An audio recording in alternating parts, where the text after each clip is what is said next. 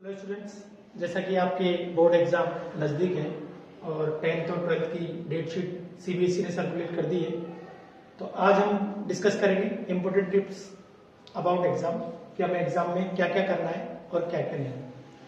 तो अभी हम बात कर रहे हैं क्लास 10 की। यहाँ पे मैथमेटिक्स में दो अलग अलग टाइप्स दिए हैं, स्टैंडर्ड और बेसिक। दो तरीके के पेपर आते हैं। स्टैंडर्ड का लेवल थोड़ा सा अप होता है और बेसिक का थोड़ा डाउन होता है। तो एक बार हम इसका देख लेते हैं कि इसके अंदर क्या क्या आने वाला है। पेपर पैटर्न की सबसे पहले अगर हम बात करें तो जैसा कि आपको दिख रहा है, there will be 5 sections, section A B C D and E. Section A consist of 20 questions, each of 1 mark, total 20 marks. Section B consist of 5 questions, each of 2 marks, total 10 marks. Section C consists of 6 questions, each of 3 marks, total 18 marks.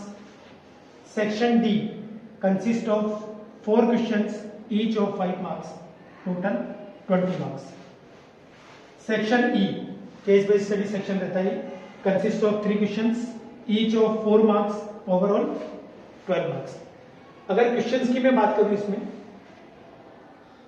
तो 1 to 20 question हमारा आता है सबसे पहले section A का। Then 21 to, जैसा कि मैंने आपको बताया यहाँ पे 5 क्वेश्चन आते हैं, so 21 to 25 will be of section B. Then 6 question section C के अंदर आते हैं, सो 26 to 31 ये आपका रहेगा सेक्शन सी। सेक्शन डी की अगर हम बात करें 4 question are there, so 32 to 35 ये आपका आएगा सेक्शन डी। और लास्ट केस बेस्ड स्टडी जो आपका रहेगा वो रहेगा आपका क्वेश्चन नंबर 36 से 38।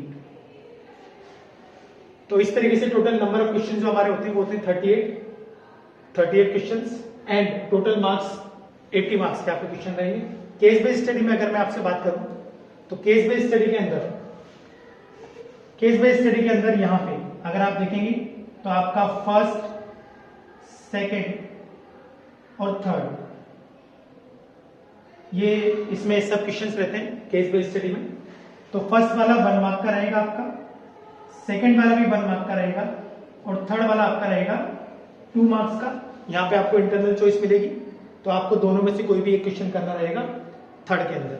तो ऐसे ओवरऑल जो हमारा होता है वो होता है 4 मार्क्स का। ठीक है, तो इस तरीके से हमारा पेपर पैटर्न रहेगा। अब आगे हम बात करते हैं इसमें कि आपकी जो यूनिट्स है वो उसका स्पेसिफिकेशन कैसे, बाइफर्केशन कैसे किया गया है, हम एक बार इसको समझ लेते हैं। सबसे पहली जो आपकी यूनिट है वो है नंबर सिस्टम। ये आपको दिख रहा होगा, इसके अंदर केवल फर्स्ट चैप्टर जो है रियल नंबर वो वाला चैप्टर आता है, तो ये 6 मार्क्स का है।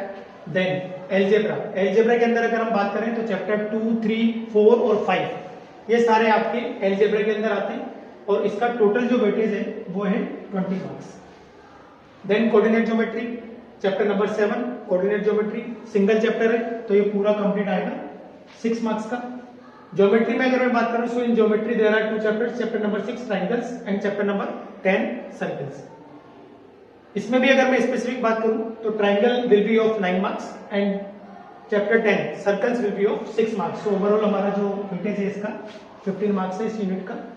Trigonometry introduction to trigonometry and some application of trigonometry, इन दोनों को मिलाकर के जो टोटल वेटेज रहेगा वो रहेगा 12 मार्क्स का।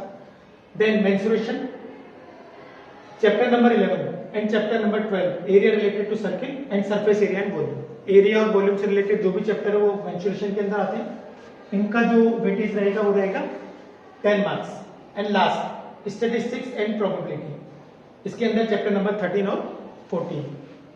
The weightage of this unit will be 11 marks होंगे। तो इस प्रकार से अगर हम इसको देखेंगे तो ओवरऑल वेटेज इज 80 मार्क्स। तो ये तो बात हो गई वेटेज की। अब हम बात करते हैं इसमें कि हमें जब भी आंसर जब हम देते हैं तो हमें किस किस चीजों को याद रखना है। सबसे पहली चीज, जैसा कि हम लोग आपको हमेशा बताते हैं कि जो आपकी कॉपी रहती है, अगर ये आपकी कॉपी है तो कॉपी के अंदर आपको यहां पे बाय स्केल रफ वर्क के लिए एक मार्जिन ड्रॉ करनी है on the right hand side of the copy. यहाँ पे जो भी आपको है रफ वर्क का ध्यान रखना है। रीजन मैं आपको बताता हूँ, कई बार ऐसा होता है कि हम स्टेप्स लिखना भूल जाते हैं, लेकिन रफ में अगर हमने उसका एक्सप्लेनेशन दे रखा है तो वो भी काउंट होता है बच्चों, ध्यान रखना। दूसरा, कभी कभी ऐसा होता है कि हम क्वेश्चन कट करते हैं, सोचते हैं कि आगे जाके कर देंगे कभी, और हमने क्वेश्चन कट किया है और वो आपका क्वेश्चन सही है तो उसके भी मार्क्स मिलते हैं। तीसरा, हमें जो ध्यान रखना है वो है स्टेप वाइज का। फॉर्मूला जरूर लिख के आना है, फॉर्मूले के मार्क्स होते हैं, उसके आगे आपको वैल्यू पुट करनी है, उसके भी मार्क्स होते हैं। आपको आंसर आता है कि नहीं आता वो अलग बात है, लेकिन अगर फॉर्मूला आता है तो आपको फॉर्मूला लिखना है और उसकी जो जो वैल्यू दे रखी है वो आपको पुट करनी है, उसके भी मार्क्स रहते हैं। क्योंकि मैथ्स में सबसे बड़ी बात ये कि स्टेप वाइज मार्किंग होती है। एक चीज हो, आप देखना जब भी आपके पास इंटरनल चॉइस आती है तो कभी कभी एग्जामिनर क्या करता है, जो पेपर बनाता है वो ऊपर वाला क्वेश्चन टफ देता है और नीचे वाला सिंपल देता है। अब बच्चा फ्लो में होता है, वो ऊपर वाला क्वेश्चन करता है, नीचे वाला देखता भी नहीं है। तो हमें दोनों क्वेश्चन देखने और ये समझना है कि इन दोनों में से सिंपल कौन सा है, वही करना है। चौथी बात, अगर आपको लगता है कि पेपर में कोई भी क्वेश्चन टफ है और आप अटक गए तो बेटा ये जंग नहीं है जो हमें जीत के आनी है। अगर आपको लगता है उस क्वेश्चन में अटक रहे हो तो उसको छोड़ दो उस जगह, उसको बाद में कर लेना, जब आप दोबारा रिपीट करके उस क्वेश्चन पे आओ, चाहे भले लास्ट में कर लेना, लेकिन आप नेक्स्ट क्वेश्चन की ओर बढ़ जाओ। ये बहुत इंपॉर्टेंट चीज है। बच्चा एक जगह अटक जाता है, फिर बाद में टाइम मैनेज नहीं कर पाता और लास्ट में फिर जल्दी जल्दी क्वेश्चन करता है तो आगे वाले भी गलत कर देता है। तो ये कुछ चीजें बच्चों जो तुम्हें याद रखनी चाहिए। और ये मैथ्स का इस तरीके से पेपर पैटर्न ये सब हमने डिस्कस कर लिया है। तो होप कि आपको सब समझ में आ गया होगा और आप अपना पेपर अच्छे से करके आओगे। All the best for your paper. Thank you.